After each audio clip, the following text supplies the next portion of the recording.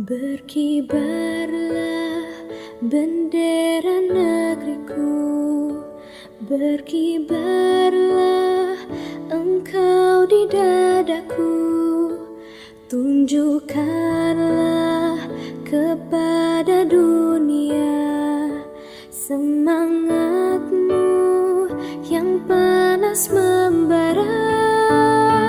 Daku ingin jiwa raga ini selaraskan keanggunan.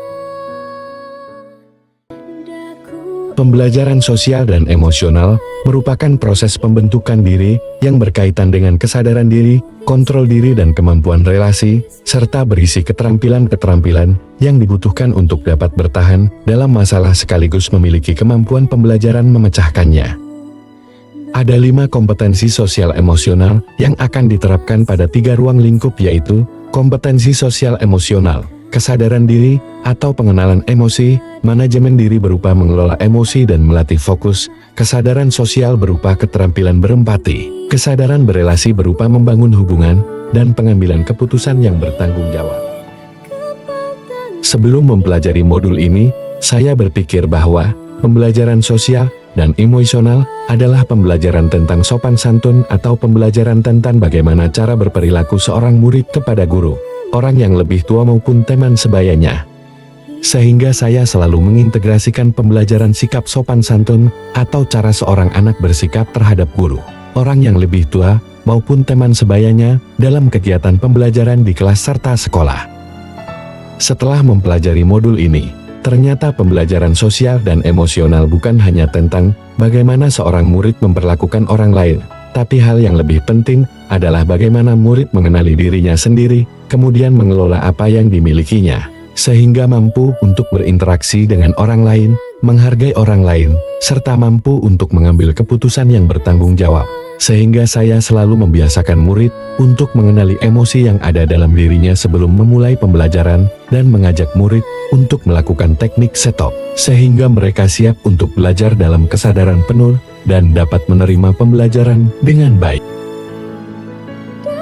Selanjutnya berkaitan dengan kebutuhan belajar dan lingkungan yang aman dan nyaman untuk memfasilitasi seluruh individu di sekolah agar dapat meningkatkan kompetensi akademik maupun kesejahteraan psikologis atau well-being. 3 hal yang mendasar dan penting yang saya pelajari adalah: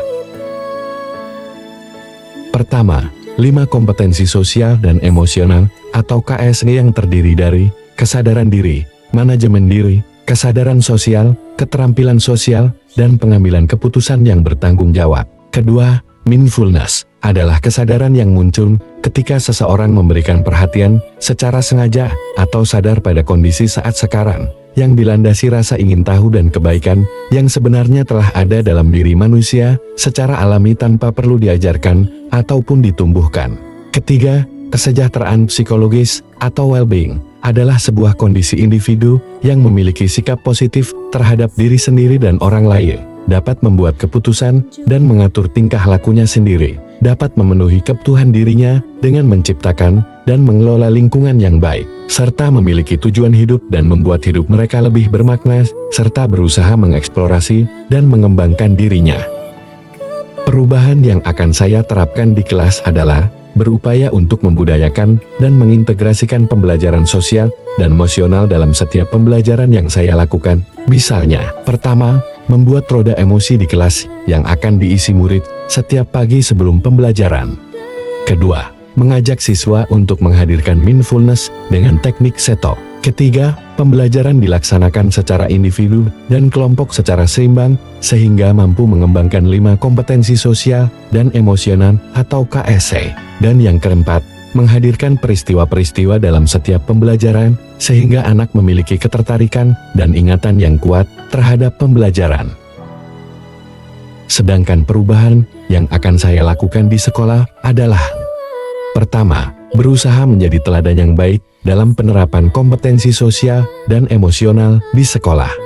Kedua, memberikan pengimbasan pemahaman dan penerapan tentang pembelajaran sosial dan emosional yang sudah saya terapkan di kelas. Ketiga, berkolaborasi dengan teman sejawat dalam penerapan dan pembudayaan kompetensi sosial dan emosional di sekolah, misalnya, membuat kesepakatan bersama, membuat komunitas belajar profesional, serta mengintegrasikan kompetensi sosial dan emosional dalam pelaksanaan rapat jurusan dan rapat sekolah.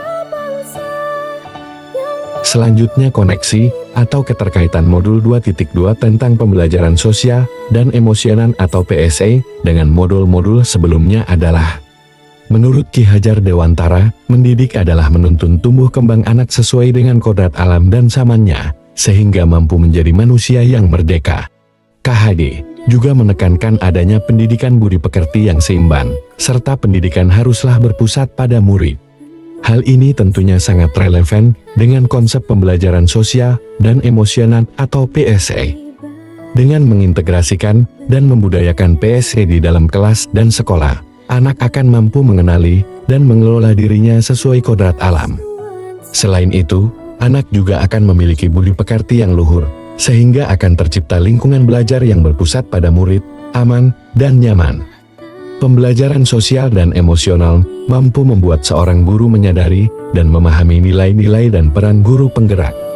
Ketika seorang guru telah mampu menyadari nilai dan perannya, maka ia akan mampu untuk menjadi pemimpin pembelajaran yang mampu memupuk nilai-nilai dan karakter murid sesuai dengan profil pelajar Pancasila, baik melalui pengajaran eksplisit, integrasi dalam praktik mengajar, maupun penciptaan iklim kelas dan penumbuhan budaya sekolah.